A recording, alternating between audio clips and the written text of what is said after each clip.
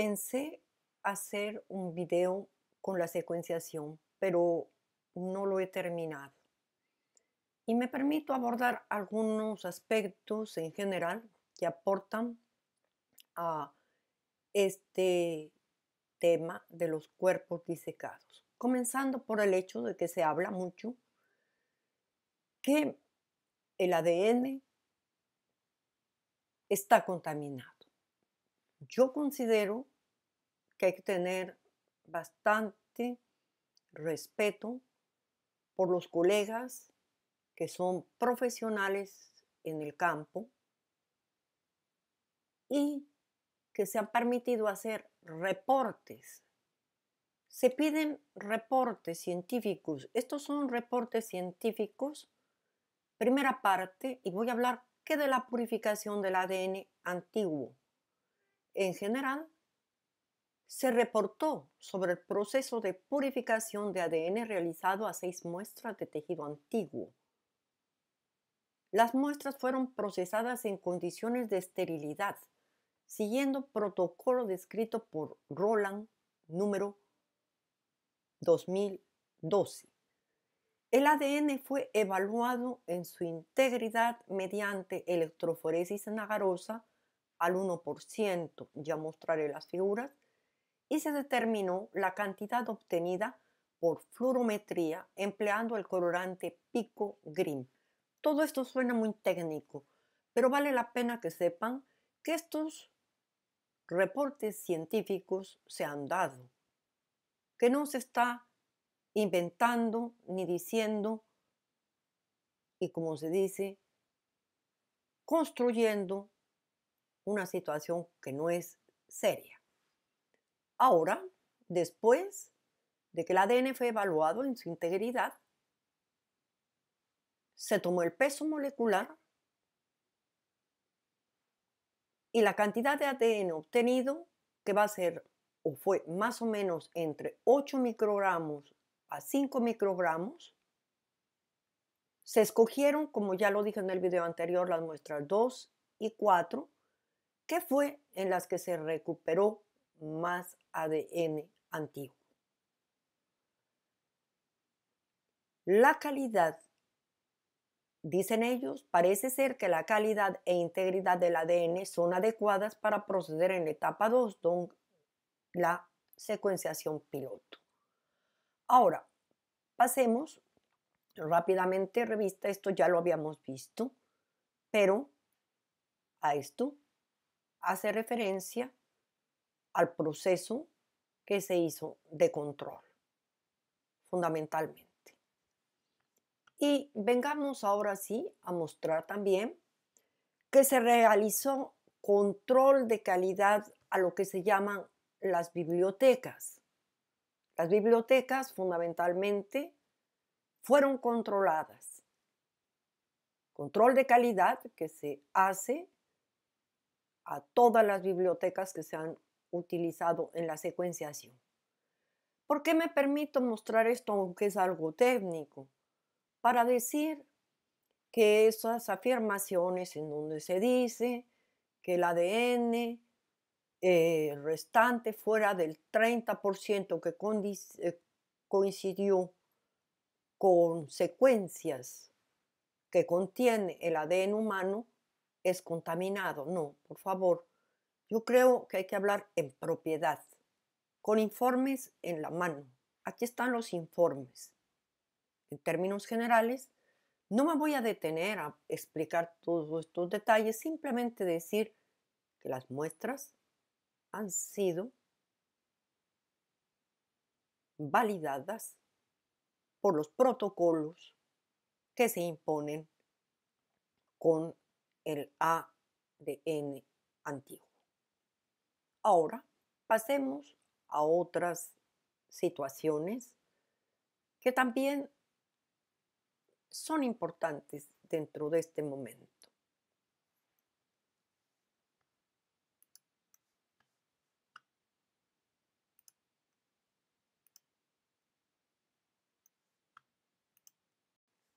Dentro de este proceso que se está llevando con respecto a la verificación de la autenticidad de los cuerpos desecados de Nazca, surgen muchas preguntas, algunas pertinentes, algo otras tal vez pertinentes, pero no adecuadas a la metodología que se sigue. Pero lo que me interesa es abordar algunas de ellas. Por ejemplo, a mí personalmente me ha llamado la atención algunas preguntas como: ¿se puede falsificar una prueba de ADN? Un equipo de investigadores israelíes ha realizado un experimento a través del cual ha sido posible falsificar muestras de ADN en la famosa técnica utilizada para identificar criminales. Pero atención, no se trata de tejidos antiguos.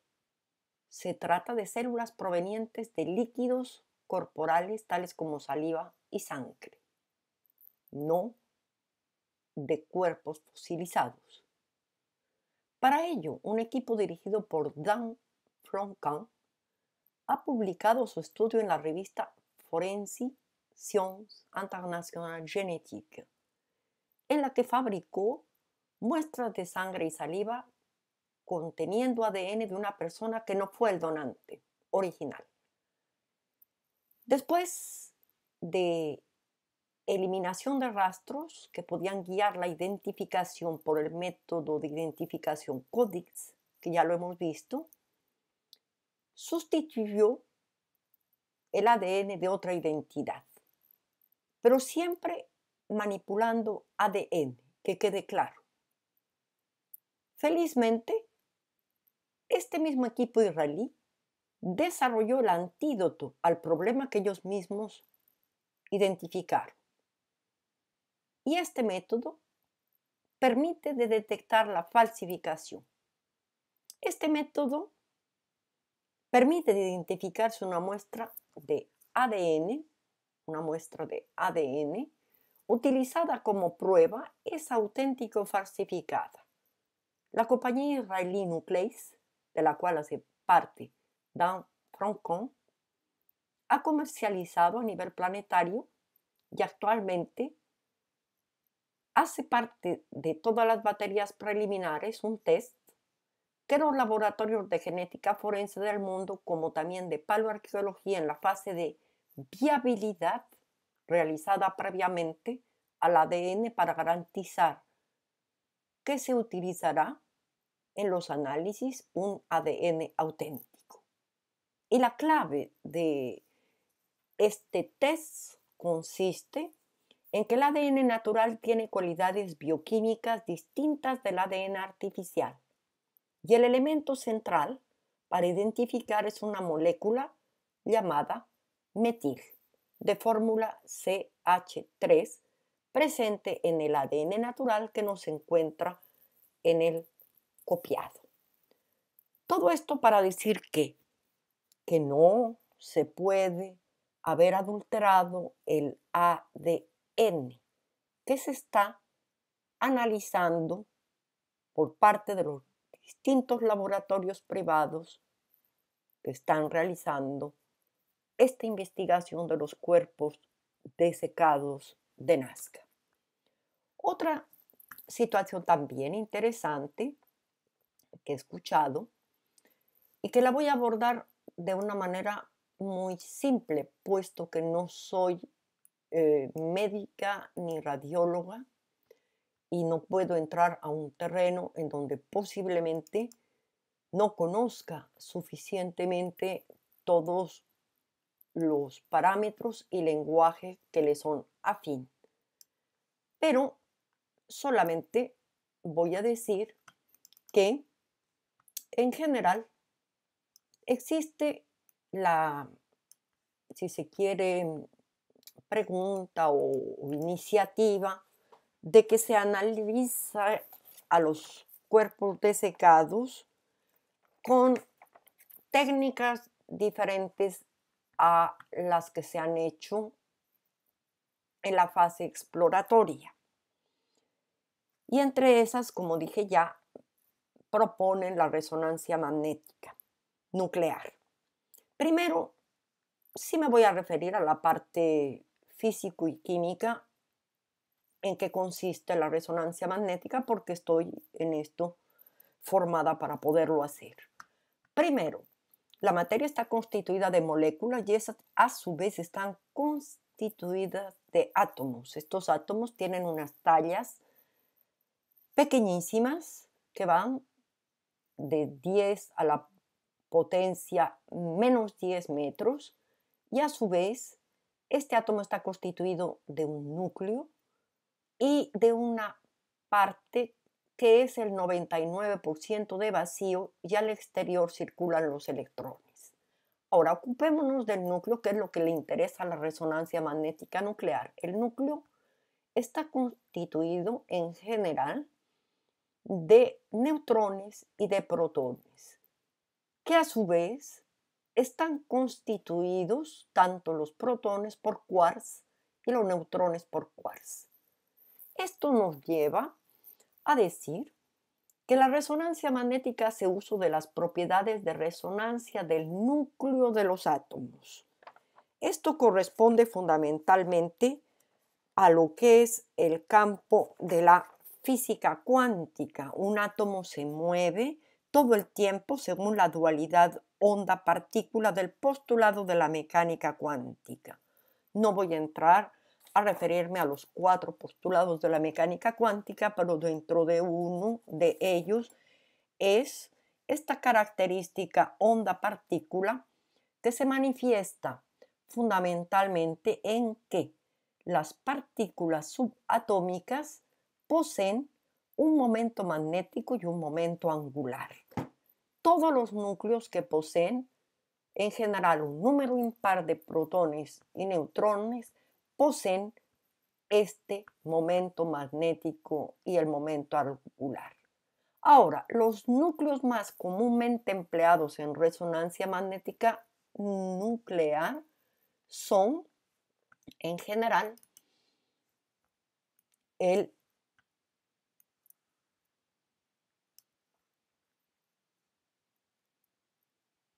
protio, isótopo más sensible en resonancia magnética nuclear. Aquí vemos una presentación del tablero atómico, del tablero periódico, perdón, de una manera no convencional, en donde está el sitio del hidrógeno, y aquí representado están los protones, por eso se llama protio. Un solo protón posee este hidrógeno, que es el más sensible y el más utilizado en resonancia. Después está el tritio, que también es un isótopo inestable del hidrógeno y que también se utiliza en resonancia magnética. Aquí tenemos el núcleo que está constituido de 2 neutrones y un protón. Aunque existen otros átomos, otros isótopos utilizados, tales como el carbono 13, el nitrógeno 15 y otros isótopos de núcleos de muchos otros elementos, como la lista que está aquí dada, no voy a referirme más. La resonancia, en general, lo que tenemos que saber es que funciona de una manera en donde un campo magnético generado por un imán aplica radiofrecuencias a estos núcleos atómicos, fundamentalmente. Y fundamentalmente estos núcleos atómicos que se encuentran entre los campos alineados de la muestra permite de esta manera estudiar la información estructural o química de una muestra. Atención a esto cuando hablamos información estructural o química de una muestra. Esto quiere decir que en general sirve para estudiar moléculas, fundamentalmente lo que se llama espectroscopía de resonancia magnética nuclear, para estudiar macromoléculas como es RMN biomolecular. Y en lo que respecta a tejidos y organismos completos, la imagen por resonancia magnética se utiliza sobre todo para diagnosticar enfermedades mediante la obtención de imágenes del cuerpo. Ahora, utilizar este tipo de técnicas necesita obligatoriamente que las muestras analizadas posean agua. Fundamentalmente, en cuerpos desecados no es posible aplicar esta técnica. No voy a entrar en más detalle porque creo que esto explicará. Y si se utilizara, se tendría que rehidratar los cuerpos. Entonces, ¿por qué no? Y pasemos, porque esto ligaría con lo siguiente. El odontólogo forense Alejandro Hernández Cárdenas de México creó la metodología de rehidratación de cadáveres. Últimamente he visto que algunos dentro de la red le han puesto muy de moda y han hablado de este método como posible fuente para la manipulación de los cuerpos disecados. Ahora yo me permito ir un poco más lejos. Aquí tengo unos pequeños apartes de una entrevista hecha al mismo médico forense. Él explica cómo los cadáveres se sumergen en jacuzzi, esto ustedes ya lo saben por otros videos, en una especie de bañera con químicos, pero atención, no es coger y meterlos en agua. Esta solución contiene una mezcla de diferentes compuestos que no ha revelado el forense y que además ha patentado. Tiene una empresa y existe un sitio que ustedes pueden visitar en donde tiene formularios y hace solamente análisis a instituciones oficiales.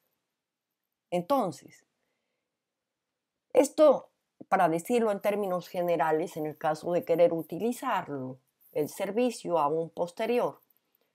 Pero lo que nos interesa fundamentalmente es decir que sí, para cadáveres recientes, este proceso ha obtenido resultados bastante interesantes. Por ejemplo, aquí vemos cómo se vuelve a hacer la huella digital después de este proceso de un cadáver que ha sido rehidratado. Pero la pregunta que me interesa a mí, que va al fondo de esta pequeña discusión, es cuál es el tiempo máximo de descomposición o momificación que puede tener un cuerpo para que se le pueda aplicar la técnica. El tiempo de descomposición es difícil de determinar, lo dice él mismo, ya que ésta evoluciona diferentemente, dependiendo de muchas condiciones que no la voy a leer. Ahí está en rojo, lo dejo un momento. Pero se pueden procesar cadáveres en avanzado estado de putrefacción mientras no se encuentran en la etapa de licuefacción o esqueletización. Llamo la atención. Fundamentalmente, los cuerpos desecados de Nazca, a pesar de que poseen algunos tejidos, no están en un estado en donde se puedan, me parece a mí, esto ya es una opinión personal, fácilmente recuperar. Aunque se ha encontrado, dice él mismo, restos óseos que por cuestiones inexplicables aún conservan algún tejido deshidratado. En cuanto a cadáveres momificados, aún no puedo determinar, llamo la atención a que entendamos que lo dice el mismo inventor del método. Aún no puedo determinar, ya que al trabajar hasta ahora solo con casos de interés forense, el más antiguo que he procesado tenía 10 años en estas condiciones. Por lo mismo, No sé cómo reaccionaría un cadáver que lleve mucho más tiempo momificado. Llamo la atención. Es un método experimental. El mismo inventor todavía no tiene una experiencia con este tipo de cuerpos momificados.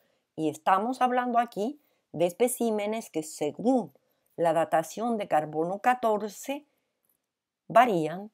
Los pequeños tridáctilos de 60 centímetros entre 900 y 1000 años, y María 1700 años. Entonces, este tipo de suposiciones que salen a veces pueden ser propuestas interesantes para un futuro. ¿Por qué no?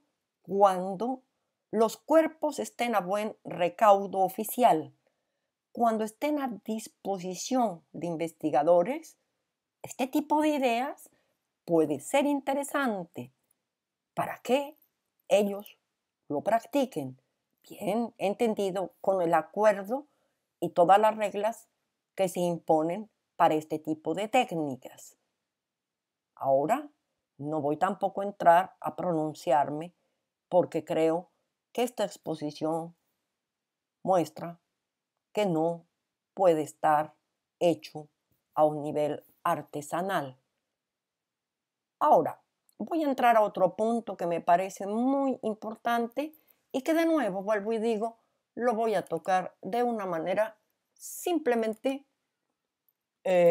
ni siquiera profesional. Es una opinión y me interesa hacerlo, puesto que han salido muchísimos comentarios acerca de que los escáneres que han utilizado para hacer lo que sería el estudio preliminar eh, no tienen una buena capacidad. Yo diría, la hipótesis de base para utilizar tanto tomografías como radiografías ha sido: los cuerpos desecados fueron montados, hipótesis a verificar. Para ello, utilizar escáneres como el que se ha utilizado, tomógrafos, perdón, como se ha utilizado, y aparatos de rayos X, está dentro de los métodos aceptados. Pongo un ejemplo que es interesante porque nos sitúa en un caso paralelo. En Chile, en Antofagasta, se utilizó un escáner para examinar momias de 2000 años de antigüedad. Este procedimiento permitió determinar la edad de una momia que estaba guardada desde 1960 en la Unidad de Arqueología de la Universidad de Antofagasta. Lo que quiero decir es que se utilizan escáneres. Aquí vemos la imagen. En términos generales, considero que no es de una enorme modernidad. Sin embargo, este estudio fue avalado por la Unidad de Arqueología de la Universidad de Antofagasta, oficial, y además se estudió una momia de la cultura Chamorro y hubo una colaboración con una entidad privada para estudiar esta momia de bebé que vivió hace aproximadamente 2000 años. Se utilizó un escáner 3D como el que se utilizó en el caso de los cuerpos desecados, no tal vez de última generación, pero para lo que es la fase exploratoria está adecuado.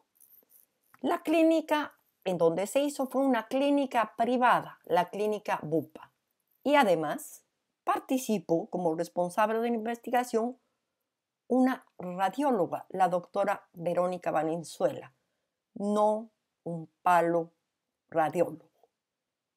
Y estamos hablando de momias, y estamos hablando de universidades, y estamos hablando de unidad de arqueología. Entonces, Yo creo que llegamos a un momento en donde tenemos que desapasionar fundamentalmente los aportes. Los aportes son bienvenidos, dan ideas, hacen avanzar. Simplemente es cuestión de formas, fundamentalmente. Qué bueno sería que se pudieran dar debates con altura para poder intercambiar proposiciones, porque se trata fundamentalmente de aceptar los puntos de vista diferentes, pero dentro de un marco deontológico de respeto, fundamental y creo básico para todo el mundo.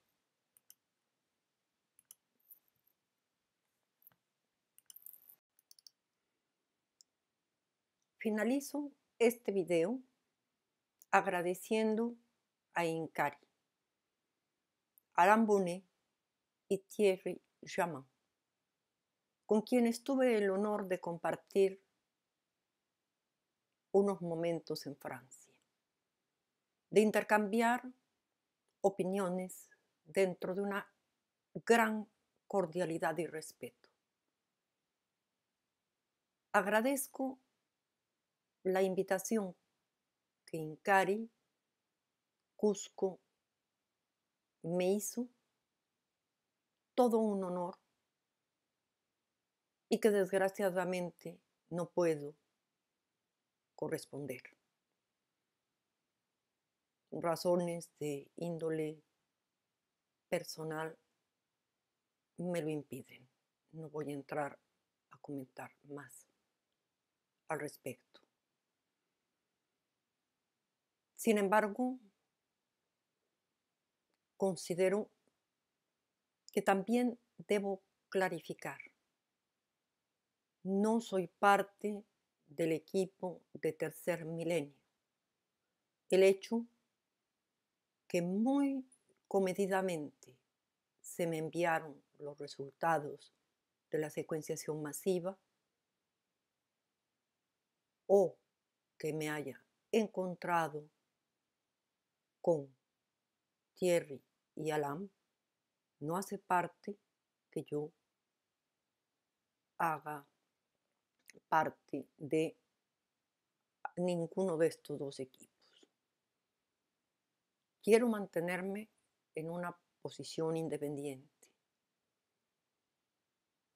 Creé mi pequeña cadena YouTube al final de mi vida académica para poder desarrollar temas que siempre me interrogaron, compartirlos con el público con una metodología educativa, informativa. No es un canal de investigación científica. Para eso existen excelentes revistas de información en los distintos campos. Mi pretensión es modesta, solamente tocar temas que tocan aspectos científicos y que interesen al público en general. Con esto os agradezco vuestra escucha, os agradezco vuestra suscripción y os espero en mi próximo video. Gracias.